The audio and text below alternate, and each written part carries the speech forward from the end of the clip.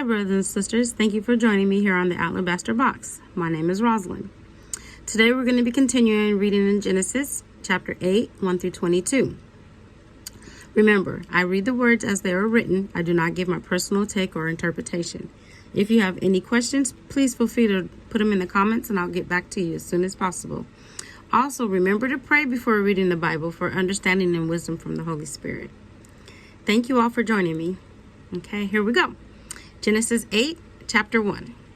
And God remembered Noah and every living thing, and all the cattle that was with him in the ark. And God made a wind to pass over the earth, and the waters assuaged. The fountains also of the deep and the windows of heaven were stopped, and the rain from heaven was restrained. And the waters returned from off the earth continually, and after the end of the 150 days, the waters were abated. And the ark rested in the 7th month on the 17th day of the month, upon the mountains of Ararat. And the waters decreased continually until the 10th month. In the 10th month, on the 1st day of the month, were the tops of the mountains seen. And it came to pass at the end of the 40 days that Noah opened the window of the ark which he had made. And he set forth a raven, which went forth to and from, until the waters were dried up from off the earth. Also he set forth a dove from him, to see if the waters were abated from off the face of the ground.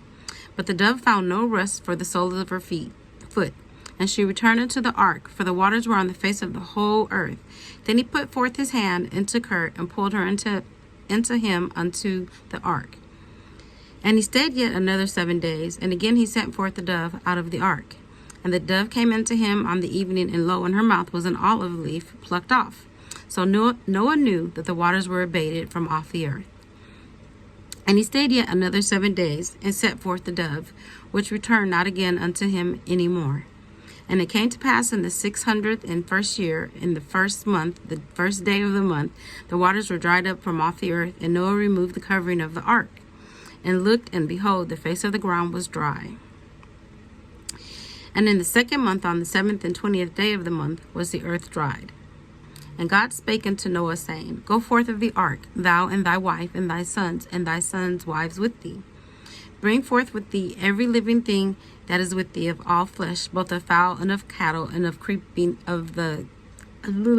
every creeping thing that creepeth upon the earth, that they may breed abundantly in the earth, and be fruitful and multiply upon the earth. And Noah went forth, and his sons and his wife, and his sons' wives with him. Every beast, every creeping thing, and every fowl, and whatsoever creepeth upon the earth after their kind, went forth out of the ark. And Noah builded an altar unto the Lord, and took of every clean beast and of every clean fowl, and offered burnt offerings on the altar. And the Lord smelled a sweet savor. And the Lord said in his heart, I will not again curse the ground any more for man's sake. For the imagination of man's heart is evil from his youth. Neither will I again smite any more every living thing as I have done.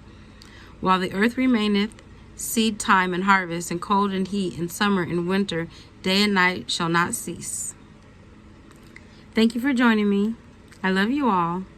Remember, if you have any questions or comments, leave them and I'll get back to you as soon as possible.